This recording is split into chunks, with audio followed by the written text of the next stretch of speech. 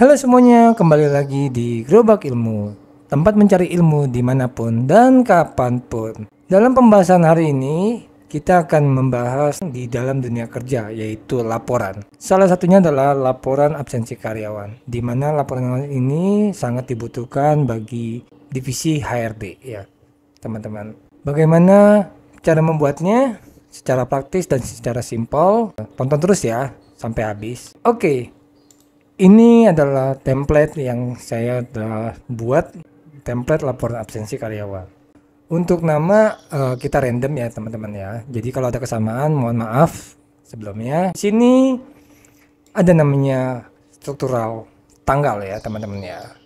Jadi di sini saya buat tanggal 1, tanggal 2 sampai dengan tanggal 29 karena di sini periodenya adalah 1 Februari 2024 sampai dengan 29 Februari 2024. Bagaimana sih cara cepatnya untuk kita membuat suatu tanggal ini? Sebelumnya kan formatnya general ya teman-teman ya. Jadi di sini saya akan ketik misalnya tanggal 1 Februari 2024. Seharusnya dia akan muncul seperti ini dengan format tanggal seperti ini ya teman-teman.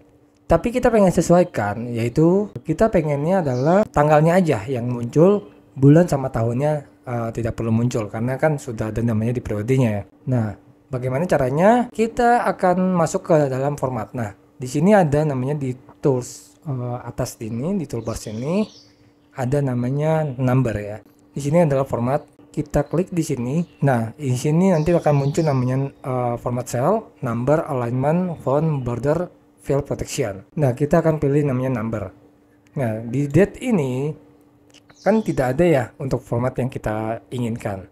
Nah, di sini perlu kita custom sistemnya. Nah, kita custom di sini, customnya adalah dd mm yy. Nah, maksudnya apa sih? Di sini ada dd mm yy. Maksudnya adalah dd ini adalah day ya, day atau hari, atau bisa kita bilang dengan tanggal. Nah, mm ini month ini adalah bulan. YY ini adalah year atau tahun. Kalau kita pengen ke hari, D-nya perlu ada 3, tapi hari dengan singkatan.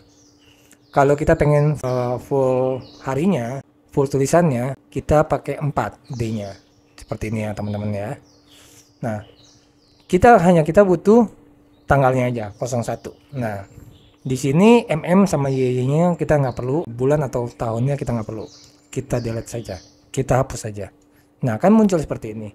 Kita oke kan? Nah, akan jadi seperti ini ya. Kita sesuaikan untuk kolomnya. Nah, ini kita blok sampai dengan seperti ini. Kita format. Nah, biasanya akan muncul paling bawah yang setelah yang kita custom ya teman-teman. Yaitu yang ini. Nah, ini kita yang telah kita custom tadi. Kita okein. Nah, oke. Sudah. Bagaimana untuk seterusnya? Kita buat rumus simple sama dengan tanggal 1 tadi kita tambah dengan 1, angka 1. Jadi terhitung tanggal 2. Kita tarik aja atau kita copy paste bisa. Nah, seperti ini. Nah, ini akan namanya sampai tanggal 29. Kenapa sih kolomnya sampai tanggal 31? Karena ada beberapa case seperti halnya bulan. Bulan kan ada yang 30, ada yang 31, ada yang 28, ada yang 29. Jadi kita ngambil yang maksimalnya aja untuk kolomnya. Kalau misalnya kita tidak butuhkan, kita bisa namanya kita hide seperti ini. Nah, kita hide. Kalau kita butuhkan, kita unhide lagi. Kalau misalnya kita pengen bulan Maret, tinggal kita rubah aja di bulannya, maka kan secara otomatis dia akan berubah. Nah, seperti ini ya teman-teman. Nah, karena kita di contoh kali ini kita pakai di bulan Februari, maka kita ketik di bulan 2. Nah, ini kan ada kelebihan, kita hide aja ya. Kita hide. Nah, di tanggal 4 ini saya blok merah karena ini adalah hari Minggu ya teman-teman. Jadi ini hari Minggu dengan asumsi tidak ada hari libur lainnya. Jadi di sini laporan absensi biasanya kita butuhkan untuk menghitung ya.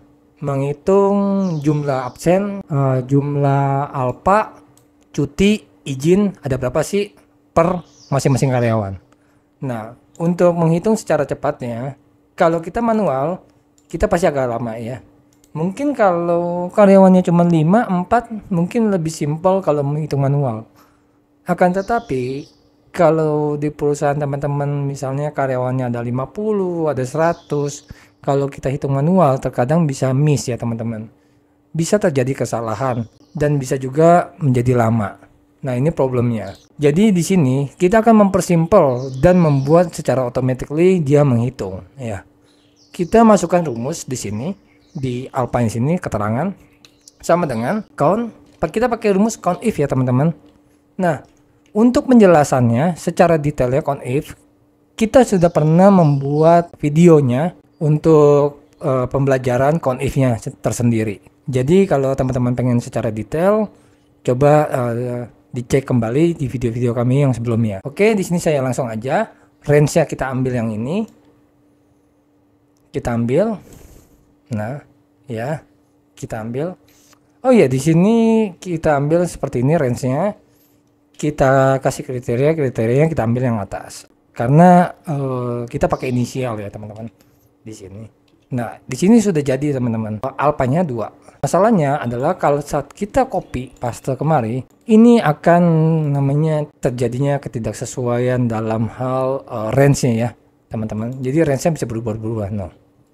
Ya. Bisa berubah-ubah. Tapi ini tetap bisa kok kehitung. Nah, cuman kalau kita copy misalnya yang di sini di row 11. Nah, ini akan terhitungnya adalah kita coba yang tadi di atas. Nah, di sini nggak bisa karena apa? Nah, di sini adalah kriterianya juga ngikut ke copy ke bawah ya teman-teman tuh. Kalau teman-teman lihat yang merah ini ikut ke copy ke bawah. Bagaimana sih caranya supaya dia tidak ikut atau tidak lari range-nya? Yaitu kalau di sistem Excel kita ada namanya kunci. Nah, kita kunci dia yaitu dengan cara pakai dolar. Ya, triggernya di dolar. Kita dolar misalnya kita nggak mau berpindah kolomnya. Kalau untuk range-nya kan kita kan kalau kita copy paste kita pengennya adalah pindah row tapi tidak pindah kolom. Berarti kita kunci saja yang kolomnya, yaitu kolomnya misalnya D, E, F. Nah, di sini kita kebetulan kita kunci di D-nya. Sama di range AF-nya kita kunci. Nah, kita kunci seperti ini.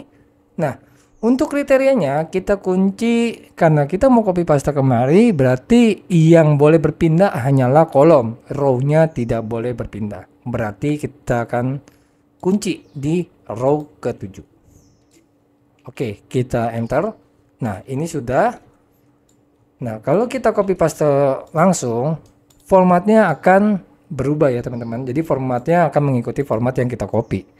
Nah, kalau formatnya nggak mau berubah, kita akan copy ya, copy, kita blok semuanya biar lebih cepat. Kita paste spesial. Di sini ada formula. Jadi yang di copy hanya formulanya aja. Formatnya tidak tercopy. Nah, seperti ini teman-teman. Ini sudah jadi ya teman-teman untuk perhitungannya. Terus kita di sini ada total. Total di sini adalah total absensi. Jadi total yang alpha berapa, total yang izin berapa, total yang cuti berapa. Secara ininya ya teman-teman, banyaknya alpha, banyaknya izin dan banyaknya cuti. Kita perhitungan di sini pakai sum. Kalau untuk penjumlahan. Oke, kita enter. Kita copy lagi. Terus kita paste spesial karena kita nggak mau menghilangkan namanya formatnya ya. Jadi formatnya tetap format yang sebelumnya. Oke, seperti ini. Nah, di sini ada namanya total karyawan. Jadi berapa banyak sih karyawan yang melakukan alpha, berapa banyak sih karyawan yang melakukan izin, berapa banyak sih karyawan yang melakukan cuti. Kita di sini juga memakai rumus count if ya teman-teman. Count if. Jadi kita balik lagi pakai rumus count if. Nah, range-nya kita blok. Kriterianya kita ngambil lebih daripada 0. Kalau dia kriterianya seperti ini akan terjadinya error. Kenapa? Karena Excel rumus ini tidak bisa membaca ini. Jadi kalau mau lebih daripada 0 berarti kita harus kasih petik 2. Saya contohkan ini, saya enter misalnya. Nah, ini terjadi error ya, problem. Jadi di sini perlu kita berikan petik 2 kecuali dia kriterianya tidak berbentuk range atau tidak berbentuk namanya lebih dari berapa gitu. Nah, misalnya 0 itu bisa langsung diketik 0. Tapi kalau dia kriterianya kita pengen ada range-nya atau lebih dari atau kurang dari, kita memakai petik 2. Seperti ini teman-teman. Nah, di sini kita copy paste spesial formula. Oke. Ini sudah jadi. Nah, di sini total karyawannya ada 3. Nah, 1 2 3. Di sini ada 2. Di sini juga ada 3 karyawan. Oke, jadi teman-teman di sini bisa mempercepat untuk proses pembuatan laporan absensi karyawan. Jadi nanti ke depannya kita juga akan namanya membuat laporan yang lainnya. Mungkin pembahasan kali ini cukup. Demikian pembahasan kita tentang pembuatan laporan absensi karyawan. Semoga bermanfaat untuk aktivitas kerja kalian. Jangan lupa like, komen, dan subscribe ya, agar tidak ketinggalan materi-materi Excel berikutnya. Terima kasih dan sampai jumpa.